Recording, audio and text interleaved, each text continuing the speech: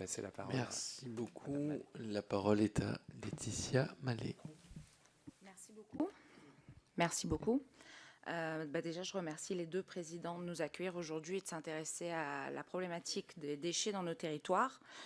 Donc la CCDOM, c'est une association de collectivités locales des Outre-mer. Et le point de vue des collectivités, c'est d'abord d'alerter sur le retard de nos collectivités d'outre-mer sur la gestion des déchets. Énormément de retard accumulé et peu de compensations faites pour que nos territoires puissent récupérer ce retard. Donc on note un énorme déficit de financement, un énorme déficit d'installation et d'équipement, couplé avec un coût global dû au transport, à l'éloignement, dû en partie à l'octroi de mer, puisque certains des équipements seront taxés par l'octroi de mer. Un coût qui ne permet pas aux collectivités de récupérer ce retard aujourd'hui. Donc je pense que c'est la première étape, c'est de réparer le manque de financement des collectivités locales. Ensuite, j'aimerais attirer l'attention sur le manque d'accès aux données réelles. Donc on n'a pas sur certains territoires d'accès aux données de population, donc on fait des estimations de ce qui sera produit comme gisement de déchets, estimations qui seront entre 20 et 30% fausses. Ça fait des écarts énormes. Monsieur Léger de la Morse le signalait, les seuils d'intervention sont beaucoup trop élevés pour nos territoires. Je prends le cas de La Réunion, qui a presque 900 000 habitants, qui a donc le plus fort gisement et qui, malgré tout, a des seuils trop bas.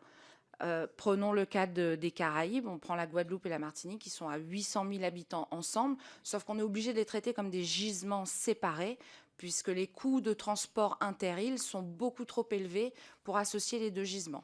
Donc je prends un exemple, les pneus usagés.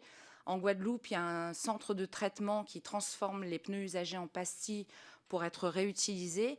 La Martinique ne peut pas financièrement envoyer ses pneus en Guadeloupe. Elle est obligée de les envoyer par container en entier en métropole pour traitement. C'est une aberration, ce n'est pas logique et il faut qu'on intervienne sur ce genre de choses. Je pense qu'une des solutions pour changer ça, ce serait une mutualisation de certaines filières, des éco-organismes, certaines filières REP, qui pourraient limiter les coûts de transport pour ce qui doit être réexporté.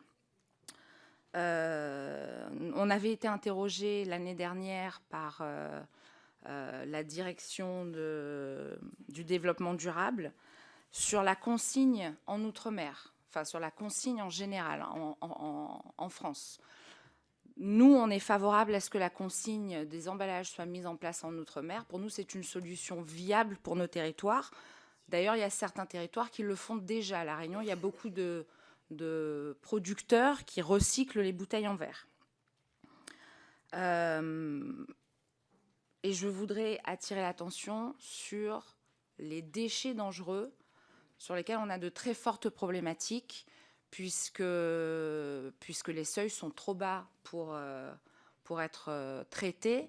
Les coûts sont très importants et souvent les compagnies maritimes refusent de nous prendre nos déchets dangereux.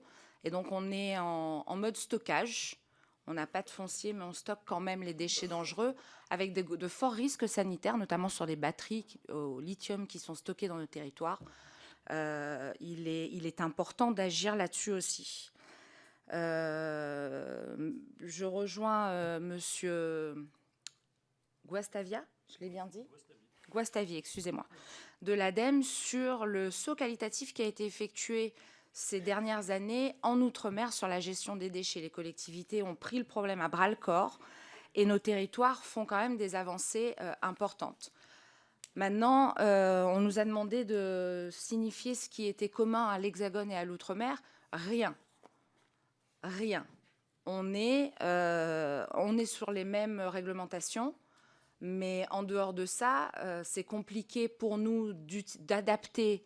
Non, c'est compliqué pour nous de mettre en œuvre cette réglementation dans nos territoires en raison de nos spécificités. Et on salue d'ailleurs la territorialisation de la planification écologique qui nous permettra via les COP régionales, de déterminer des adaptations, on l'espère, pour que nos territoires puissent avoir une gestion logique et raisonnée de nos déchets. Pardon. Il y a des plans de gestion des déchets, les PRPGD, qui sont en cours, qui ne sont pas mis en place partout, mais les collectivités travaillent et on est sur le qui-vive.